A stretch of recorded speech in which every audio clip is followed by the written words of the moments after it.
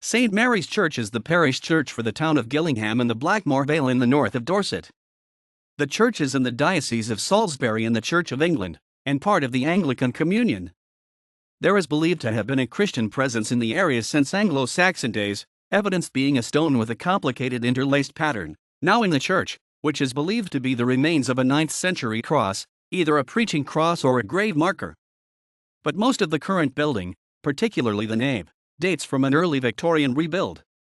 The chancel, choir and sanctuary, however, is older. The 5 great pointed windows with their trefoil heads, which stand on the south side of the chancel, show that it was built in the decorated Gothic style popular in the 14th century.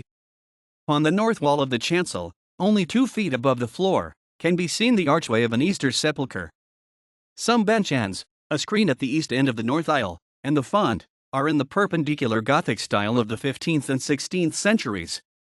The Chapel of the Good Shepherd was given by Mr. and Mrs. Carleton Cross in memory of their son who was killed in France during the First World War while carrying in some of the wounded men from his regiment.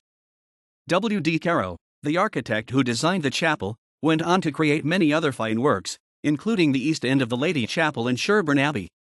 The reredos beneath the east window in the main chancel is another reminder of the tragedy of the First World War.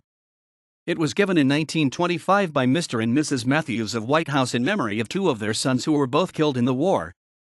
Further examples of the work of Nathaniel Hitch, 1846 to 1938, the sculptor responsible for the reredos, may be seen in Westminster Abbey and Truro and Bristol cathedrals. Memorials to those who died in the First World War can be seen hanging above the Jacobean communion table in St. Catherine's Chapel.